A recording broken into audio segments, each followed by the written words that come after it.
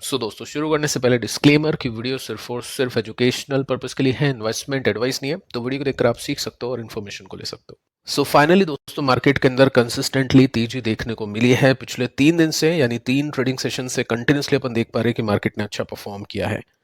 और उसकी एक्सपेक्टेशन अपन ने पहले ही कर ली थी एक न्यूज़ के बाद में, जिसमें हमने देखा कि स्ट्रेट ऑफ हॉर्मुज ओपन हो चुका है बाकी कंट्रीज के लिए, और उसके बाद में यहाँ पे तेजी हमने देखना शुरू कर दिया।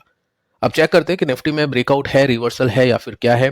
डिटेल में चेक करते हैं सब कुछ और आइडिया लगाने की कोशिश करते हैं कि मार्केट अब कहाँ पे जा सकता है। साथ में देख सकते हैं निफ्टी ने 23,777 के आसपास की क्लोजिंग दी है, 200 पॉइंट्स का उछाल है, 0.83% का जंप है। निफ्टी बैंक ने भी इतनी तेजी दी। मिड कैप में और स्मॉल कैप में अच्छी बाइंग देखने को मिली है, तो ये काफी अच्छा सिग्नल है कि ग्रोथ कंपनी के स्टॉक्स चले हैं। फर्स्ट जो तेजी हमने देखी थी वो निफ्टी में थी। सेकंड यानी कल जो तेजी हमने देखी थी वो ब्रॉडर बेसिस पे थी। आज की जो तेजी वो भी ब्रॉडर बेसिस पे है, जिसमें आप देख सकते हैं मैक्सिमम स्टॉक्स आज प्लस में आके बंद हुए हैं। साथ में आगे चलते हैं, निफ्टी मीडिया ने काफी अच्छा परफॉर्म किया, 3% की तेजी। आईटी ने अच्छा परफॉर्म किया, रियल्टी ने अच्छा परफॉर्म किया। फाइनली आईटी ने भी आज अच्छा परफॉर्म किया। आईटी कंपनीज के ऊपर बातचीत करते हैं। जैसे मैंने आपको कल बताने की कोशिश की थी, आईटी कंपनीज की वैल्यूएशन, कौन कौन से ऑप्शन अपने पास में है। अगर आपको लार्ज कैप कंपनीज देखनी है तो कौन सी कंपनीज के ऊपर स्टडी की जा सकती है, मिड कैप स्मॉल कैप में कौन सी कंपनीज के ऊपर स्टडी की जा सकती है, आज थोड़ा सा डिटेल में इसको चेक कर लेते हैं। ऑटोमोबाइल, निफ्टी बैंक सब कुछ प्लस में था। मेटल और एफएमसीजी अंडर परफॉर्म कर चुका है, बाकी सब कुछ अच्छी खासी तेजी को देखकर बंद हो चुका है। फर्स्ट अपन देखते हैं रीजन क्या है इसके पीछे का, क्योंकि सेंसेक्स ने 600 पॉइंट्स के आसपास की तेजी दिखाई, 2000 पॉइंट्स के ऊपर चला गया पिछले 3 सेशंस के अंदर। क्या रीजन है इसके पीछे का, क्योंकि अभी तो यूएस और ईरान की वॉर कंटिन्यू है, वॉर के अंदर कोई रुकावट हो ही नहीं है। फर्स्ट रीजन है शॉर्ट कवरिंग कंटिन्यूज। अब ये क्या है, शॉर्ट कवरिंग 1 दिन की हो सकती है, 2 दिन की हो सकती है, 3 दिन की कैसे। यहाँ पे आप देख सकते हैं मार्केट अभी विटनेस कर रहा है शॉर्ट कवरिंग को, क्योंकि बहुत बड़ी गिरावट हमने देखी थी मार्केट के अंदर। तो जितनी बड़ी गिरावट होती है उतने बड़े शॉर्ट्स होते हैं और वो धीरे धीरे लोग कवर करते हैं। किसी इन्वेस्टर को लग रहा होगा कि नहीं अभी शॉर्ट कवर नहीं करूंगा, 1 दिन मार्केट ऊपर चला गया, उनको लगता है ऑब्वियस 1 दिन की तेजी थोड़ी ना टिकाऊ तेजी होगी, तो शॉर्ट को कंटिन्यू करना चाहिए। लेकिन फिर दूसरे दिन मार्केट ऊपर गया, तीसरे दिन ऊपर गया, तो जो भी शॉर्ट होल्ड कर रहे हैं वो होल्ड नहीं कर पाते हैं। यहाँ पे आप देख सकते हैं कि कुछ वैल्यूएशन के अंदर भी रिलीफ मिला है, साथ में सिग्नल्स भी मिल रहे हैं कि वॉर जल्द ही खत्म हो सकती है। कल मैंने आपको एक हिंट दिया था उस वीडियो के अंदर, जो मैंने आपको बताया था कि मैं कब बाय करूंगा या फिर मैं किसी स्ट्रैटेजी से बाय करूंगा, एक स्ट्रैटेजी मैंने आपको डिटेल में बताई थी, तो उसमें हिंट मिला था ट्रंप से। यहाँ पे लग रहा है मार्केट को कि अभी शॉर्ट को कवर कर लेना चाहिए। शॉर्ट कवर करने का मतलब यह है कि मार्केट और नहीं गिरेगा, बट इसका यह मतलब नहीं है कि मार्केट और नहीं चलेगा। ठीक है, दोनों बीच में, दोनों बातों के बीच में डिफरेंस है।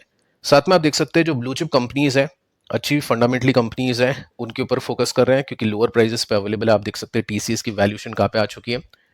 साथ में स्मॉल कैप सेगमेंट को देखने चले तो इन्वेस्टर्स अभी यहाँ पे भी बार्गेन हंटिंग कर रहे हैं। आपने देखा होगा आज के दिन मोस्टली जो कंपनीज है, चाहे वो लॉस मेकिंग कंपनीज हो, प्रॉफिट मेकिंग कंपनीज हो, उनके स्टॉक्स में बाइंग देखने को मिली है। आगे चलते हैं, यहाँ पे आप देख सकते हैं कि वॉर अभी हो सकता है अपने फाइनल स्टेज में हो, आखिरी चरण में हो। ठीक है, तो यहाँ पे मार्केट डिस्काउंट करने की कोशिश कर रहा है। देखो मैंने आपको कल भी बताया था कि अगर यहाँ से 2-3 हफ्ते और वॉर चलती है कितना डैमेज हो सकता है, और वो डैमेज मैंने आपको कम बताया था पिछले डैमेज के कंपैरिजन में, क्योंकि जब नई न्यूज आती है तो मार्केट उसको बहुत तेजी से डिस्काउंट करता है। लेकिन अगर वो जो न्यूज है वो बार बार अपन सुनते हैं तो मार्केट उसको फिर वैल्यू देना थोड़ा सा कम कर देता है, उसको डिस्काउंट थोड़ा सा फास्ट करना शुरू कर देता है। मार्केट ने अभी डिस्काउंट करना शुरू कर दिया है। साथ में आप देख सकते हैं कि मीडिया अभी ये भी सजेस्ट करी, रिपोर्ट बता रही है कि यूएस और ईरान के बीच में डायरेक्ट कांटेक्ट होना शुरू हो चुका है। कल का वीडियो अगर आपने देखा होगा तो मैंने अपना व्यू आपको दिया था कि यूएस हो सकता है अपनी वॉर को पहले रोके, इजराइल नहीं रोकेगा। इजराइल और ईरान ये कंटिन्यू चल सकता है, कुछ महीनों के लिए भी चल सकता है, कोई बड़ी बात नहीं है। सीज फायर होगा, उसके बाद में वापस से अटैक शुरू हो जाएगा। लेकिन यूएस पहले रुक सकता है क्योंकि यूएस के ऊपर से अब प्रेशर भी पड़ रहा है, ट्रंप को सपोर्ट भी इनकी तरफ से जा चुका है। वो एक पॉसिबिलिटी है। यहाँ पे आप देख सकते हैं यूएस ईरान डायरेक्ट कॉन्टैक्ट करना शुरू कर चुके हैं, जिसमें यूएस के जो रिप्रेजेंटेटिव है, साथ में ईरान के जो फॉरेन मिनिस्टर हैं, इन्होंने रीओपन कर दिया है कम्युनिकेशन करना कुछ दिनों के अंदर। अभी आप न्यूज भी देखोगे ना तो यूएस के बेसिस पे इतने अटैक नहीं हो रहे, या यूएस की तरफ से इतने अटैक नहीं हो रहे जितने इजराइल की तरफ से ईरान के ऊपर अटैक हो रहे हैं और ईरान की तरफ से इसराइल के ऊपर अटैक हो रहे हैं।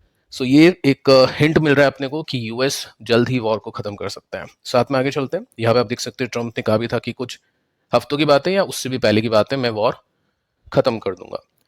ठीक है, तो ये सब बोलने की बात है, बाकी एक्चुअली देखते हैं क्या है सिचुएशन। साथ में आप देख सकते हैं कि शॉर्ट कवरिंग मार्केट के अंदर चल रही है। मार्केट अभी ज्यादा फोकस कर रहा है ईरान के ऊपर कि वहां पे क्या हो रहा है, यूएस किस तरह से अटैक कर रहा है, वो अभी मेन फोकस नहीं है, ईरान के ऊपर ज्यादा मेन अभी फोकस है। सो यहाँ पे व्यू बन रहे इन्वेस्टर्स के कि ये वॉर या तो अगले हफ्ते या इस हफ्ते खत्म हो ही जाएगी। आपको दोस्तों क्या लग रहा है, आप नीचे चाहे तो कमेंट करके बता सकते हैं कि आपका क्या व्यू है इसको लेकर। अब देखिए दोस्तों आगे चलते हैं, यहाँ पे हमने एक और न्यूज देखी जिसमें एनर्जी सप्लाई अभी नॉर्मलाइज होने की कोशिश कर रही है। एक जो सेफ पैसेज अभी वो बन चुका है हॉर्मुज, जिसमें बाकी जो कंट्रीज हैं उनके लिए चीजें ओपन हो चुकी हैं। इंडिया के लिए वैसे ही तेल महंगा हो चुका है, $137 पर बैरल हो चुका है, जो कि बाकी कंट्रीज के कंपैरिजन में काफी महंगा है। लेकिन यहाँ पे एक जो होप है कि एनर्जी सप्लाई नॉर्मलाइज हो सकती है, उसकी वजह से जो क्रूड है अंडर 100 अपने को मिल सकता है। साथ में आप देख सकते हैं ऑयल प्राइजेस थोड़ी सी कम हुई है, 3% के साथ में डुबकी लगी है। ब्रेंट अभी बात करें तो ये $100 पर बैरल के आसपास ही है, लेकिन 3% का डिप इसमें देखा, 119 तक ये पहुंच गया था पिछले हफ्ते, लेकिन अभी के समय ये 100 के आसपास आ चुका है। सो अब मार्केट क्या कर रहा है, मार्केट एंटिसिपेट कर रहा है, एक्सपेक्टेशन लगा रहा है कि वॉर खत्म हो सकती है। अब जैसा कि अपन रिजल्ट के अंदर देखते हैं कि Q4 की एक्सपेक्टेशन ये है, लेकिन वैसी एक्सपेक्टेशन फुलफिल नहीं हुई तो स्टॉक के अंदर गिरावट होती है। सो मार्केट अभी उम्मीद कर रहा है कि ये जो वॉर है या तो इस हफ्ते या अगले हफ्ते एंड हो सकती है। लेकिन अगर ऐसा नहीं हुआ ना तो फिर मार्केट के अंदर वापस से गिरावट होगी, मार्केट के अंदर वापस से ब्रेकडाउन देखने को मिलेगा। तो वही चीज अभी के समय अपन यहाँ पे फेस। अब देखिए दोस्तों सिचुएशन को देख लेते हैं कि ग्राउंड लेवल पर क्या सिचुएशन चल रही है। तो इसके अंदर आप सिंपली नोट कर सकते हैं कि इजराइल ने कहा है कि ईरान का जो इंटेलिजेंस मिनिस्टर है वो मारा जा चुका है, क्योंकि वही इंटेलिजेंस जो मिनिस्टर होता है वही बताता है कि इसराइल के अंदर कौन कौन से बेसिस है जहां पे अटैक करना चाहिए, तो इसी को मार दिया गया। साथ में आप देख सकते हैं कि तेहरान ने अभी तक इसको कंफर्म नहीं किया, लेकिन इसराइल इसको क्लेम कर रहा है कि इंटेलिजेंस जो मिनिस्टर है, नाम पढ़ सकते हैं, वो मारा जा चुका है। सो यहाँ पे तो देखो चीजें खत्म नहीं हो रही है, और इसराइल ने तो सबसे बड़ी बात यहाँ पे बोल दी है। आप सिंपली यहाँ पे नोट कर सकते हैं, इसराइल की जो डिफेंस मिनिस्टर है प्रॉमिस किया है, वादा किया है कि अटैक करेंगे every Iranian official once intelligence is finalised. जैसे ही इजराइल की इंटेलिजेंस को पता चलता है कि यहाँ पे ईरान का ऑफिशियल है, चाहे वो कोई भी हो, कोई भी बड़ा पोस्ट के ऊपर व्यक्ति हो, उसको मार दिया जाएगा। सो इजराइल तो अभी के समय काफी अग्रेसिव मोड में है, काफी अटैकिंग मोड में दिखता है। तो इजराइल की तरफ से तो मुझे लगता नहीं कि वॉर खत्म होगी, लेकिन हाँ यूएस थोड़ा सा पीछे हट सकता है।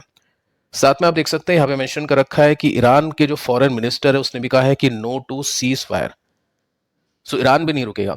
सो वही चीज है, ईरान और इजराइल के बीच में अब ये वॉर थोड़ी सी ज्यादा चल रही है यूएस की कंपैरिजन में, और ये कुछ न्यूज है जो अभी मार्केट के अंदर प्ले कर रही है, जिस वजह से चीजें अभी थोड़ी सी सेटल होने की कोशिश में है। बाकी प्राइस एक्शन देखेंगे और भी कुछ इंडिकेटर्स आपको बताइए, उसके बेसिस पे जांच पड़ताल की जाएगी। साथ में देखिए दोस्तों आगे चलते हैं, यहाँ पे आप मेंशन होता हुआ देख सकते हैं कि ईरान की जो आर्मी है उसके स्पोक पर्सन है, इन्होंने कहा है कि जितना ज्यादा हो सकता है उतने ज्यादा वेपन्स का हम यूज करेंगे। पिछली वॉर में जितना हमने यूज किया था उससे कई गुना ज्यादा हम वेपन्स का इस वॉर के अंदर यूज करने वाले हैं। सो ईरान के पास में खोने को कुछ नहीं है, ऐसा तो दिख रहा है, क्योंकि जो भी मेन लीडर्स हैं वो सब मारे जा चुके हैं। सो ईरान के पास में लड़ने के अलावा और कोई ऑप्शन है नहीं, क्योंकि वहां पे जो लीडरशिप होती है वही डिसाइड करती है कि इस वॉर को रोके, कंटिन्यू रखें। अभी तो आप देख सकते हैं जो भी ईरान के रिप्रेजेंटेटिव है सब ये कहने की कोशिश करे कि कोई सीज फायर हम नहीं करेंगे, कंटिन्यूसली वॉर को हम जारी रखने वाले हैं। ठीक है, तो ये सब चीजें आप इसमें नोट कर सकते हैं। फर्स्ट आप देखिए निफ्टी 50, और इसमें हम जो पहला पड़ाव था यहाँ पे ये पार हो गया था। ठीक है, सेकंड पड़ाव जो है, जो मैंने आपको बताया था कि ये कुछ रेसिस्टेंस है। देखो जैसे क्या होता है, यहाँ पे ये सपोर्ट है तो सपोर्ट रेसिस्टेंस बनेगा, ये सपोर्ट है, अब ये अगला रेसिस्टेंस बनेगा, ये सपोर्ट था तो ये अभी का रेसिस्टेंस है। सो रिवर्सल के लिए ये देखो, पहले तो कंफर्मेशन था कि पिछले हाई के ऊपर निफ्टी ने क्लोज किया। सेकंड आप ये देखोगे कि ये जो रेसिस्टेंस है वो ब्रेक होना चाहिए, क्योंकि पिछली बार अगर आपने यहाँ पे नोटिस किया, सो ये निफ्टी का पिछला हाई था और उसके ऊपर निफ्टी ने यहाँ पे क्लोजिंग दी थी, लेकिन एक्चुअली निफ्टी यहां से ऊपर नहीं निकल पाया, एक्चुअली निफ्टी वापस से नीचे गिरा। सो यही चीज अपन यहाँ पे देखने की कोशिश करेंगे कि निफ्टी ने यहाँ पे कंफर्मेशन दे दिया पिछली दो हाईज से ऊपर की क्लोजिंग देके, लेकिन ये जो सॉलिड अभी रेसिस्टेंस बना हुआ है जिसके आसपास आज प्रॉफिट बुकिंग आई है, अगर ये ब्रेक करता है तो यस फिर निफ्टी में टेक्निकली रिवर्सल हो चुका है। लेकिन क्वेश्चन ये बनता है कि फंडामेंटल में तो हुआ नहीं है, टेक्निकल्स में हो गया, तो क्या इसका बिलीव करें या फिर नहीं। इसके ऊपर डिटेल में डेटा मैं आपको दूंगा कि कोविड के अंदर क्या हुआ था, कैसे पहले रिकवरी आई थी, बाद में फंडामेंटल सही हुए थे, उसके ऊपर अपन डिस्कशन करेंगे, इसको मैच करने की कोशिश करेंगे चीजों को सीखने के हिसाब से। बाकी हाँ, अगर कल यहां से निफ्टी ऊपर जाता है तो टेक्निकली वो रिवर्सल होगा। एंड जो मैं आपको सिखा चुका हूं कल के वीडियो में कि जो भी बाय ऑन राइज करना चाहते हैं वो पहली बाइंग उसी समय करते हैं जब उनको मिलता है एक रिवर्सल। ठीक है, तो ऐसा नहीं है आपको खरीदना बेचना है, जस्ट मैं आपको एक डेटा के जरिए सिखाने की कोशिश कर रहा हूं, बाकी डिसीजन आपका है। साथ में आप देख सकते हैं अगर ये रेसिस्टेंस ब्रेक हो गया तो अगला रेसिस्टेंस फिर निफ्टी का 2% ऊपर है। लेकिन जो अच्छी कंपनीज है, ग्रोथ कंपनीज है, वो 2% से भी ज्यादा चलेगी, जैसे कि आज आपने नोटिस किया कि स्मॉल एंड मिड कैप में निफ्टी के कंपैरिजन में अच्छी तेजी आई है। सो ठीक है, निफ्टी अपने रेसिस्टेंस पे आ चुका है। अब एक जो इंडिकेटर है वो देखना काफी जरूरी है, वो है एफआई और डीआई की एक्टिविटी। जैसा कि हमने अभी देखा कि शॉर्ट कवरिंग है तो एफआई ने सेलिंग की होगी, लेकिन अगर एफआई ने गलती से बाइंग कर दी तो वो एक सॉलिड इंडिकेटर होगा रिवर्सल का, तो इसको भी चेक करेंगे कि कैसा डेटा निकला। बाकी दोस्तों फिलहाल इस वीडियो में इतना ही, पिछले कुछ वीडियोस को आप देख लेना, बहुत कुछ आपको यहाँ पे सीखने को मिलेगा। मिलते हैं नेक्स्ट वीडियो में, तब तक के लिए बाय बाय।